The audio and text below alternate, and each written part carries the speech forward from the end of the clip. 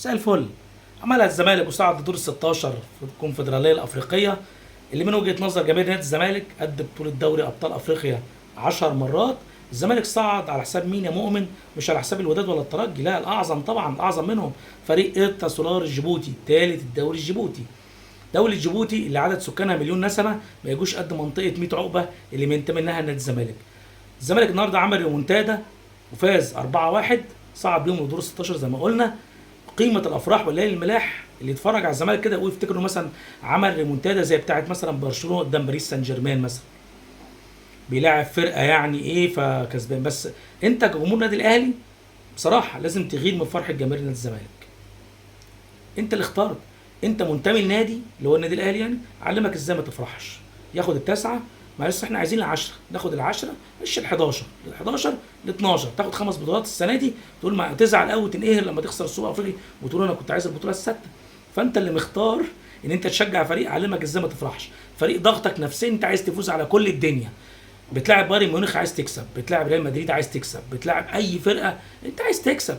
لكن جماهير الزمالك طموحها متواضع، بيلعب فرقه زي ايرتا سولار اللي قيمتها السوقيه 800,000 دولار.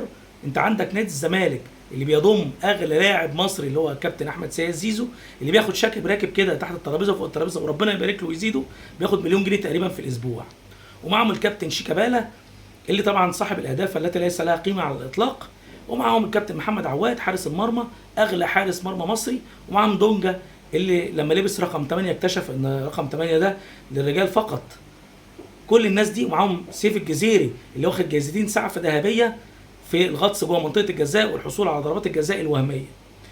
ومعاهم اوباما، ومعاهم المثلوتي، معاهم فرقة. وفي الاخر يعني احساسك ان هو غلب وخد كاس العالم للانديه. مش فرقه بيلعب فرقه تعبانه، مش مصنفه اساسا، لا هي ولا دوله جيبوتي على بعضها في الكوره ليها اي تصنيف. ومع ذلك ارهقت الجماهير وارهقت الفرقه في الذهاب وفي العوده، والزمالك يعني كسبها بالضالين. لكن جماهير الزمالك اللي قلنا اقل حاجه بترضيهم اقاموا الافراح والليالي الملاح، واكن احنا خدنا كاس العالم للانديه. احنا بقى كجماهير النادي الاهلي مضغوطين نفسيا ومفيش حاجه بترضينا. كسبانين سان جورج اهو، بالنسبه لنا كسبناهم ذهاب وعوده مجموع اللقاءين 7-0، ونقول ايه الماتش التافه ده مش مقياس، ده كهربا بيضيع، الفرقه كانت ممكن تكسب اكتر. فانت اللي عامل لود على نفسك باختيارك ان انت تشجع النادي الاهلي اللي دايما حاطك وخانقك في ركن ان انت لازم تكسب كل الدنيا، لازم ابقى بطل كل الدنيا. مفيش حاجه اسمها الاهلي بيلعب ريال مدريد ويخسر، لا انا عايز اكسب، انا عايز العب بايرن ميونخ واكسب، انا عايز العب مش عارف عايز اكسب. فكل واحد بيدفع ثمن اختياراته. النهارده نادي الزمالك اللي كان في مهمه كل الظروف اتهيأت له عشان يكسب. يعني النهارده اتسمح له ب 30,000 مشجع، هو ما حضروش كلهم طبعا، بس هو اتأذن له ب 30,000 مشجع. انت كنادي اهلي لما بتلعب في دور الثمانيه ودور الاربعه في دوري ابطال افريقيا لسانك بيدلدل عشان تاخد ال 30,000 ولا 40,000، انك بتلعب في الدور الثمانيه ودور الاربعه، وبيتأذن لك بيهم قبل الماتش بيومين تقريبا يعني. لكن الزمالك من غير ما يطلب 30,000، وعشان يبان ان الموضوع فير وفيه مساواه، فبالمره النادي الاهلي كمان احنا بنسمح له ب 30,000 في سان جورج، مع ان الاهلي ما طلبش العدد ده، بس عشان يبان ان ايه انتوا الاثنين زي بعض. لكن الزمالك من غير ما يطلب 30,000. حتى المعلق جايبين له المعلق اللي بينتمي ليه، الكابتن حاتم بطيشه، اللي دايما بيذيع ماتشات، يعني بيشوف ماتشات غير اللي بيذاعها، بيتكلم دايما على لقاءات تانية غير اللي بيتكلم فيها اللي هو بيشوفها ويذاعها، فبيوصف لك حاجات مش موجوده في ارضيه الملعب. والنهارده كمان كان ليه سقطه تاريخيه وتعليق لو واحد غيره قاله كانت شطب من مجال التعليق خالص. يعني التعليق اللي قاله ده بتاع اللي قال شيكابالا انتهى اقول له ده عندها، التعليق ده لو قاله ايمن الكاشف كانت اتشطب خالص.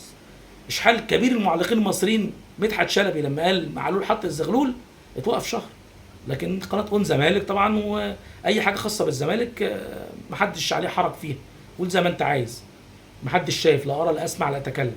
لكن لما حد بيقول حاجه خاصه بالنادي الاهلي الدنيا كلها بتقوم والزيطه الكبيره ما بنخلص.